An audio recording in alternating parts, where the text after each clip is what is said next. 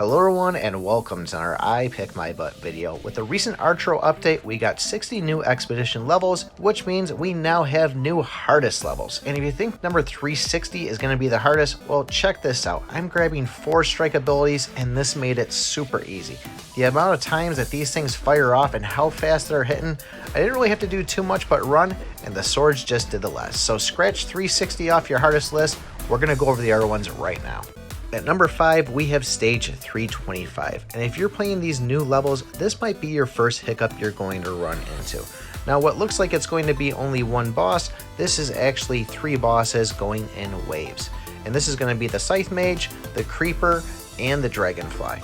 Now luckily I was able to kind of get them nailed down pretty quick, having the diagonal arrows, but as we all know, if you get 2 of these bosses at the same time, you're really going to start running into trouble. Really, Scythe Mage by himself? Not too terrible, but the countdown on these just really seems like they're not long enough. Here or there, these guys just have a ton of hit points.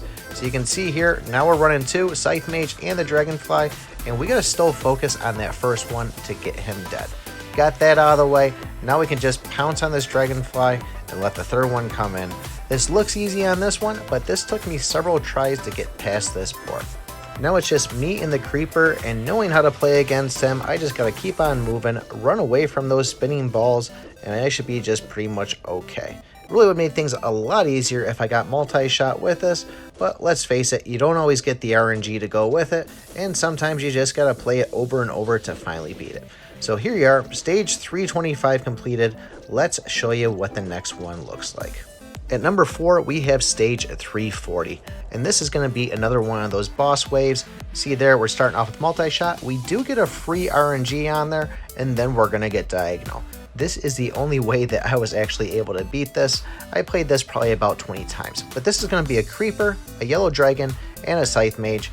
Really though, I don't seem like I'm melting these guys too fast. I am doing about 6,200 damage, and you can see with all those arrows hitting, it just seems like they should be trickling down a lot more. So that's what really makes these tough, the high hit points, having those waves so close together, but luckily for me, we got some good RNG, and we're about to get him just in time to have the R1 pop out. If the Scythe Mage would have came out there, I probably would have been in a lot of trouble, but you can see we just dropped him, got some health to get things going. This is probably the easiest one in my opinion out of those 3, and that's why we're just kind of able to sit back and get rid of them. Now we're left to the Scythe Mage, and we all know how to dodge him. For me, I just really got to watch out for that one bouncy scythe all by itself, and I did a little bit of a stupid move here and walked right back into it. But that's okay, we got the freeze on him, we're running the Phantom Cloak, but you would almost think that the stage 325 would be harder than 340 given that you have the Dragonfly versus the Yellow Dragon, but these guys have a lot more hit points than the 325 version, so that's why I'm sticking with this one at number 4. You can see though, we're gonna get this, it's just a matter of running back and forth, and there you go, he died pretty quick. Let's show you number 3. At our third hardest, we have stage 347, and this one is not a wave boss board. It's just a typical wave board of 6 waves, but what makes it difficult is it just seems like there's a lot of enemies crowding up the map on us, and there's not a lot of good spots to run, especially with these skeletons. Those are typically something we do need to run towards or run from. So it's not too bad right now, but where it does get a little bit more difficult is number 1, we have those kind of lizards that launch the fire bombs, and then the other thing is too, of course, those guys are a pain in the butt. But then they start throwing some golems out, and they just have a lot of hit points on them, which really slows down the completing of the wave before the next one. So then we start stacking enemies on each other, but just look how crowded this is. There's just so much going on, and you get hit pretty hard in it too. So I would have loved once again to have a multi-shot. I really wish I had a reset card to see how it worked on them.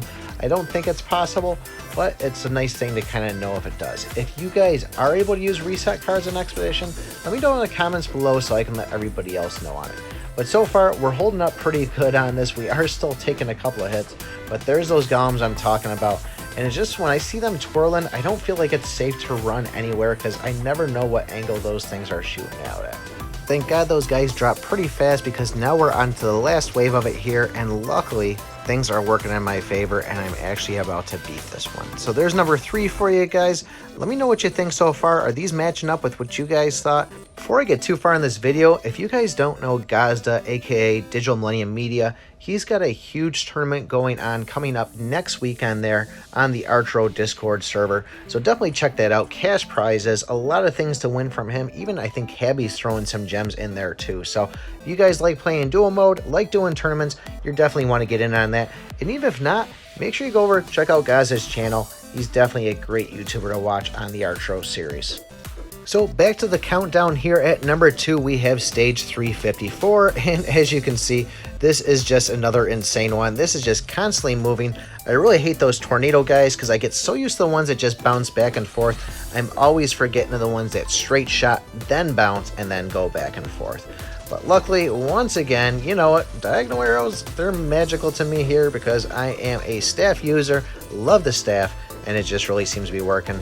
But I think on this one, with having over 22,000 health, it took me only about 3 hits on this to completely zero me. So luckily we're getting some health back on this, but it's pretty quick deaths on this if you're not paying attention. I almost just got slapped right there with one of those beams, but luckily luck's on my side once again. So this is the second hardest one. I think anybody that's played this is gonna know what's coming up next because we're gonna show you it right now. And it was a pain, probably 30-40 times of me actually trying to play it. And that one is going to be stage number 359 right here, the one right before the final one. And I gotta say, with playing this board over and over, I was actually doubting myself if I was actually going to be able to beat this chapter, nonetheless expedition altogether. And the reason behind that is it only took me about 2 hits before I died. 22,000 health, 2 hits was killing me on this. And starting off right away, we got our bounties, we got some fireballs, and we've got the tornadoes. And you can see they've got some hit points too. So not only do they pack a mean hit, but they're hard to drop down too. So luckily, diagonal, once again, I'm just going to keep on saying that over and over. Just assume that I'm going to get diagonal every single time in order to beat these, because it just doesn't seem like I'm strong enough otherwise to do so. Now obviously here we're going to try to get these guys out of the way quickly, try to split the map if we can. That way I'm not trapped right in the middle and trying to own these guys, or having them own me, I should say. So I'm trying to just stick to one end. If I see any fireballs or anything coming, I'm going to quickly get out of the way. But more golems, more jumpies, and now we got some scythe mages in there too, which is just really screwing things up. I don't know how I dodged as many hits as I did, but I think, once again, luck on this side. It just seems like anything past chapter 7 for me, anything I play, it all just feels like it's luck. Now you do see it, we're getting a little bit of a hero health bonus on it too, which is nice. That's definitely helping. I don't know if it is helping, but it's something that it's given us a benefit in the game. But we're just going to kind of walking it through, and I think at this point I'm like, oh my gosh, we just got to play it smart, make those fast couple of hits, and bam, we're done. So let me know, does this match up with your guys' best levels there? What you think is the hardest? Put it down in the comments. Don't forget, like, subscribe, and remember, I pick my butt.